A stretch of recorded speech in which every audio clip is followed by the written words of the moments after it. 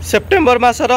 पाणीपाग पूर्वानुमान ओडिशा परिप्रेक्षी मुझे के आप देखते वेदर के यूट्यूब चैनल आपण को आम चैनल को स्वागत।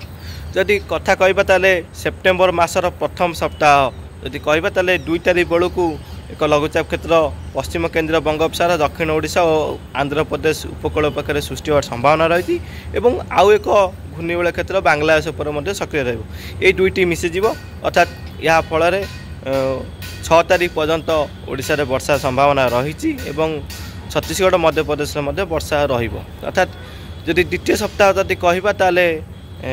सेप्टेम्बर द्वितीय सप्ताह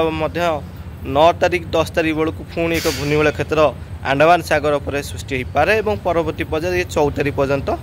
यार प्रभाव रहे कि 6 ରୁ 9 मध्य घूर्णिबल और निम्नचाप रेखा प्रभाव में ओडिशा वर्षा क्या देखा मिल पारे गुड़गुड़ी उपकूल ओडिशा प्रभाव पकई पारे। एवं सेप्टेम्बर तृतीय सप्ताह जदि कहबा 14 तारिख रु 21-22 तारिख पर्यंत जदि कहबा ताले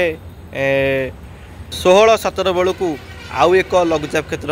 सृष्टि हो पारे उत्तर बंगोपसागर पश्चिम केन्द्र बंगोपसागर यार प्रभाव दक्षिण ओडिशा और उपकूल ओडिशा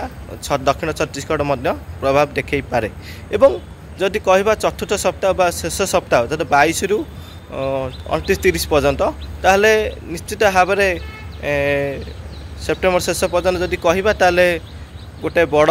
लघुचाप क्षेत्र सृष्टि होवार संभावना रही हुए तो ये लघुचापटी बात्यार रूप नहीं पारे जेहेतु सेप्टेम्बर 20 बेलू एमजीओ बंगोपसागर सक्रिय रहिबो एवं ता सहित यदि कहबा ताले प्रशांत महासागर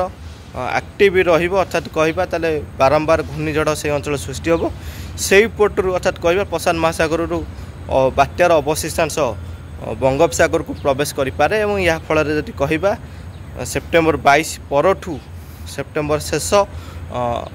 अक्टोबर फास्ट सप्ताह पर्यंत गोटे बड़ लघुचाप क्षेत्र सृष्टि होवार संभावना रही जहाँफल कि लगुच एक बात्या रूप नहीं पारे किंतु ये केते दूर शक्तिशाली हेबो एवं से समय कारक सबू आपको सपोर्ट करिवो कि नहीं ता परवर्ती पर्यायर जना पड़ो जेहेतु यहाँ लॉन्ग रेंज फोरकास्ट गोटे मासकर पूर्वानुमान ये सबू बदली पारे ये एक पूर्वानुमान अर्थात जदि कहबा ताले सेप्टेम्बर शेष दुर्गा पूजा समय बात्यार संभावना को एड़ाई दि जाए न पारे एवं सेप्टेम्बर 20 पर भारत मौसुमी बायु फेरिवार प्रक्रिया आरंभ जेहेतु बारंबार लघुचाप क्षेत्र बंगोपसागर उत्तर भारत पर्यंत जाऊँगी जहाँफल कि लघुचाप बा मौसुमी बायु सक्रिय रोचे डेरी हम सेप्टेम्बर मास 20 पर मौसुमी बायु फेरिवार प्रक्रिया आरंभ हो जहाँफल कि अक्टोबर 20 मध्य ओडिशा विदाय नहीं सारी मौसुमी किंतु ये बहुत मासकर पूर्वानुमान कि बदली पारे देखा जदि भी किसी